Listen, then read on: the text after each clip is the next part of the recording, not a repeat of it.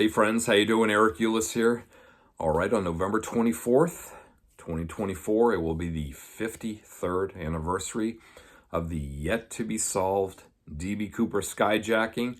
So with that in mind, I wanted to discuss and make the case for the one individual that I think is the strongest person of interest, if you will, in the case, and that's this man right here, Vince Petersen.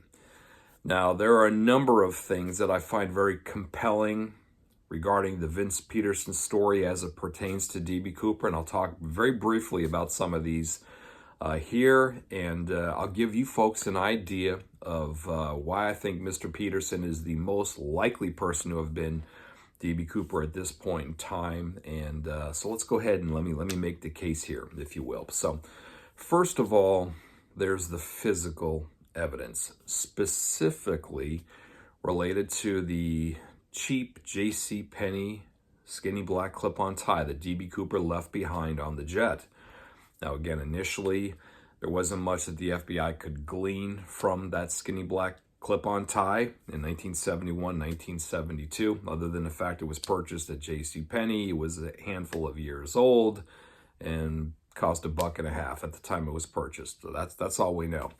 Now, later research has shown that the tie was actually manufactured in 1964 and was purchased likely around Christmas of 1964. So obviously, by definition, the particles and things that have ended up on the tie could not have ended up on the tie any earlier than 1965. So that's worth keeping in mind here. Now, having said that, there's a fair amount of evidence that we've picked up or gleaned from the tie in later years, specifically, I guess, starting since probably really about, 2009, 2011, that time frame there. With scanning electron microscopes and all the rest, there's a lot that we've been able to learn about the tie and where it was and some of the particles on the tie. There's a lot of physical evidence on there in the form of titanium alloys. There's other metals that are interesting, stainless steel, different grades of stainless steel, aluminum, rare earth elements. There's also stuff like salt and things of that nature on the tie. Now, what makes all of this very interesting and very intriguing is that there are some particles on the tie, specifically a titanium and antimony alloy particle that was found on the tie, that appears to point to a specific company, a company that was called Remcrew Titanium, later became known as Crucible Steel. They were based in the Pittsburgh, Pennsylvania area, and importantly, they were a major subcontractor for Boeing. That's important because obviously the skyjacking took place on a Boeing 727, and it took place in the Seattle area, which was the headquarters for Boeing at that time in 1971. So that's important there. So the titanium and antimony alloy points specifically to this company. Vince Petersen was a metallurgist at this Remcrew Titanium, again, later known as Crucible Steel. Titanium was his specialty. So the fact that he worked at this company that the titanium and antimony alloy specifically points to is very intriguing. Also, the fact that he was a metallurgist that worked specifically on titanium is important, because my understanding was a very small group of men, I mean like 8 guys basically, that worked in that titanium research lab. Now, they had assistants and so forth. However, the assistants did not wear ties to work. It was just the engineers, the metallurgist himself, that wore the ties. And obviously D.B. Cooper wore a tie because it's the tie that we're talking about here. So that's an intriguing bit of evidence there. Also, when you consider the salt, there was, again, a fair amount of salt on the tie. Now, we're not talking McDonald's French fries type of salt. We're talking some other type of salt. That's intriguing as well, because I do know with certainty that Vince Petersen did extensive research on the corrosive effects of salt on titanium, and he wrote about it extensively. So that's intriguing because I know he was working with that and specifically studying the effects as it pertains or relates to titanium and various titanium alloys. Also, there is what appears to be a fair amount of titanium powdered particles on the tie.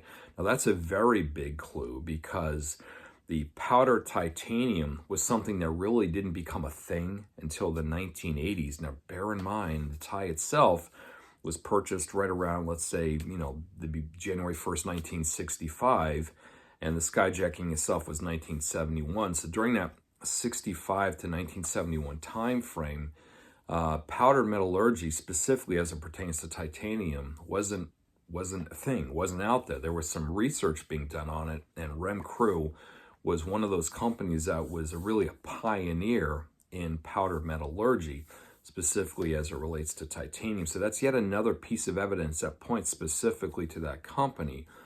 But very importantly, Vince Petersen himself worked extensively on powdered metallurgy as well. So I can tie him directly into the research related to powdered metallurgy, titanium powdered metallurgy. So again, it's just yet another interesting and intriguing piece of evidence pointing toward Mr. Peterson there. Now, the other thing that's very important to consider when you're looking at persons of interest and what makes Mr. Peterson in particular very compelling in my mind are his physical attributes. Now, D.B. Cooper, according to the witnesses, was reported as being a guy approximately 50 years of age and a guy that was about 6'1". Those are credible reports from a handful of witnesses that dealt specifically with D.B. Cooper. Now, what is interesting about this as far as Mr. Peterson is concerned is Mr. Peterson was 52 years of age at the time of the skyjacking. So you check that box, and he was also 6'1" at the time of the skyjacking. So you can check that box as well. Now, importantly, I actually spoke with Mr. Peterson's former supervisor, and I actually presented this information to Mr. Peterson's supervisor in the sense that, hey, we're looking for somebody that worked in around, titanium and that type of thing that was about 6'1" and about 50 years old. And it was the supervisor that actually gave me Vince Peterson's name. And my understanding is there really wasn't anybody else working in that division there that checks that box. So if you've got a guy that's, appreciably off from that 6'1" mark or appreciably off that 50-year-old mark, you're probably not dealing with the guy. You're probably not dealing with D.B. Cooper. Now, I want to be very clear. This former supervisor did not believe that Mr. Peterson could have been D.B. Cooper, but I don't think that really means a hell of a lot at the end of the day, because D.B. Cooper obviously got away with it for a reason, and I think the reason was in part because people just didn't expect that this guy, their next door neighbor or coworker, was D.B. Cooper. It's going to be one of these things where I think if we could prove 100% who D.B. Cooper was, the people who knew him and lived around him and worked with him would be shocked and have a very hard time believing that, whoa, this guy was D.B. Cooper. So again, the fact that his supervisor didn't think that he could have been D.B. Cooper doesn't really mean a lot to me. I think that kind of makes sense. That kind of makes sense in my mind, because it's worth considering that this is the only unsolved skyjacking in U.S. history. So again, 53 years out as far as that goes. Now, in addition to that, there's what I'm going to call ancillary evidence or ancillary items, I think, that are kind of intriguing when you're considering making the case, or as I'm making the case for Mr. Peterson. One of the things that I found particularly interesting is the apparent lack of concern on the part of D.B. Cooper related to leaving behind fingerprints. Now, I don't think there's any evidence to indicate that D.B. Cooper wiped down the interphone that he touched, or the handle going into the washroom, or the armrests, or for that matter, the cigarette butts that he smoked. I mean, it doesn't appear that there is any evidence that this stuff was wiped down, because the authorities did find several fingerprints. They could never match them up with anybody. But D.B. Cooper appeared to be a bright enough individual to have certainly been cognizant, to have been aware of the fact that if he's leaving behind fingerprints, that could spell trouble for him eventually. If he served in the military at any point, he would have his fingerprints on record. A number of other things that reasons why the government in some fashion or manner or another would have had, his fingerprints. So it just, I guess what I'm getting at here is we know that he didn't wear gloves or anything. So it does appear that he was not concerned about leaving behind fingerprints. I think the most likely reason for that is he probably put some sort of adhesive or glue or super glue on his fingertips. That's the only thing that really makes sense to me as far as that's concerned there. Now, why this or how this ties in with Mr. Peterson, and this is just an intriguing side note, is that his wife, that he met in Washington, D.C. years earlier, and obviously ultimately married, the time that he met her, when they were living in the D.C. area, she worked for the FBI in the fingerprint division. So she was obviously, that was her thing, was working in that division there, fingerprint division of the FBI. So obviously, Mr. Peterson would have not only been aware of, how the FBI works in terms of collecting fingerprints and presumably processing fingerprints and that kind of thing, but presumably he would have also had some sort of idea how to thwart those efforts. So that's just one of those intriguing things to consider. Another interesting thing to consider with respect to Mr. Peterson relates to Boeing and Seattle.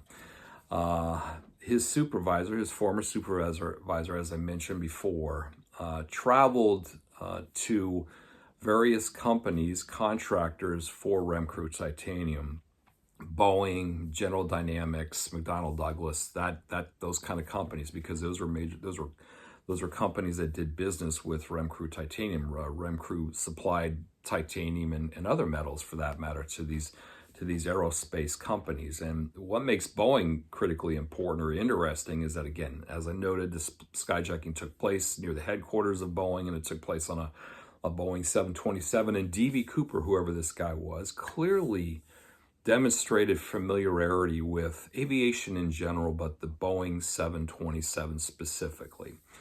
Now, this supervisor was the one who did the traveling on behalf of Remcrew Titanium to these customers.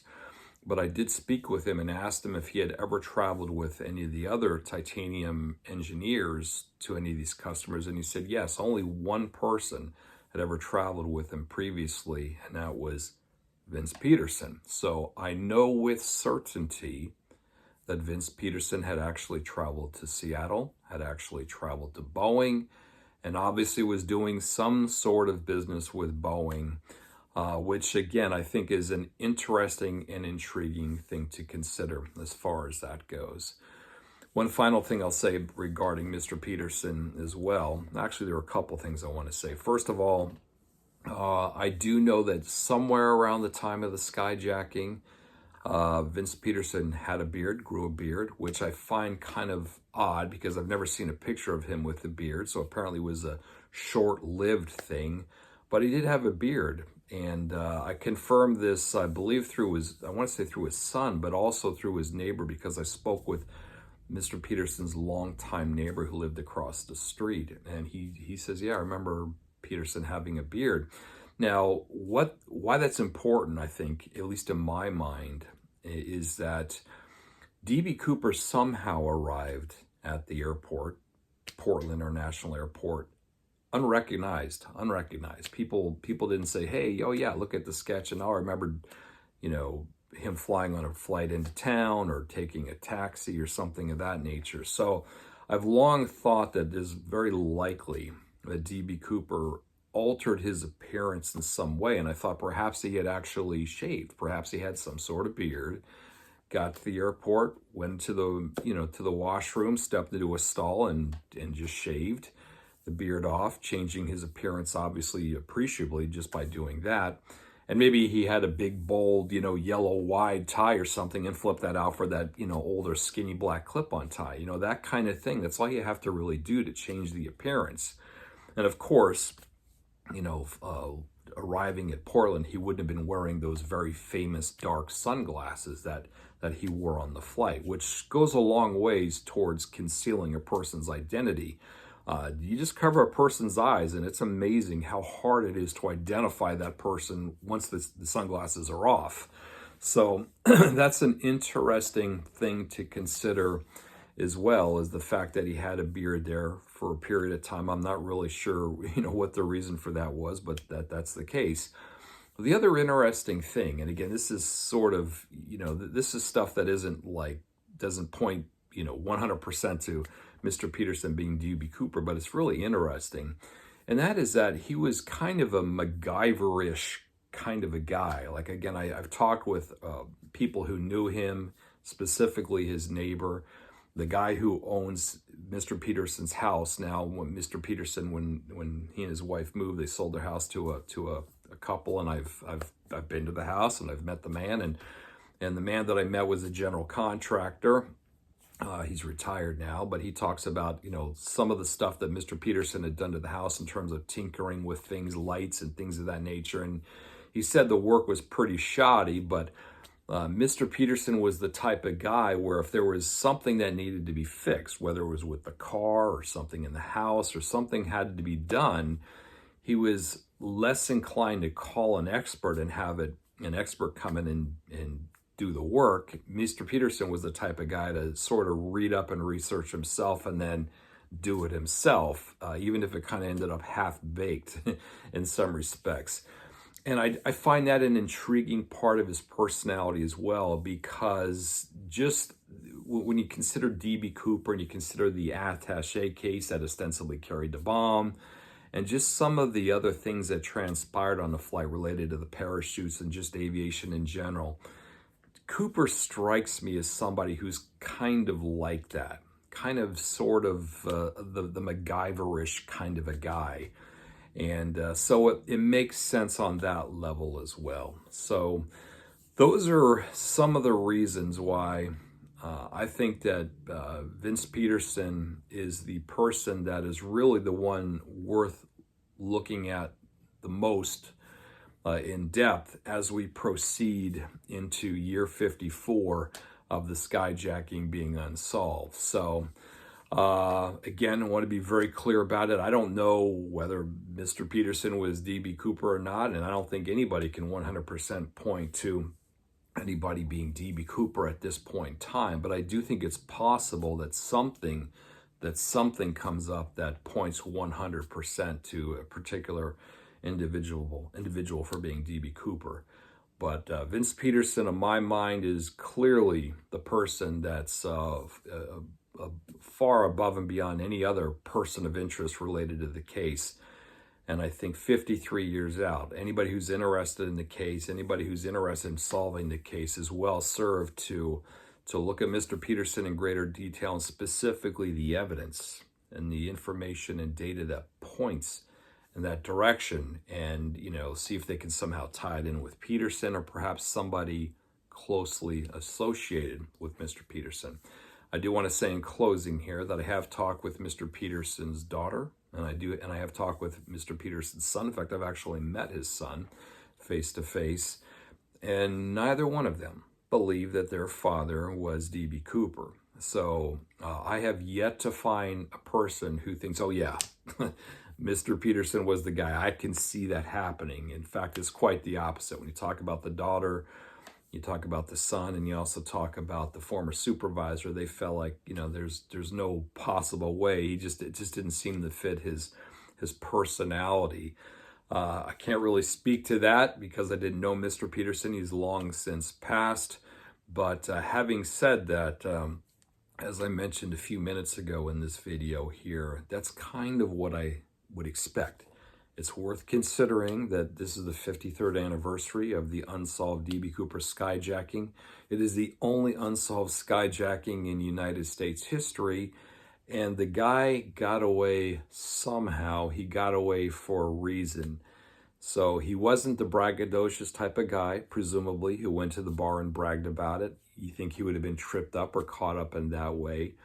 And he was the type of guy, again, who neighbors, coworkers, perhaps even family members would look at it and say, there's no way that that guy could have been the guy, but in reality, he was.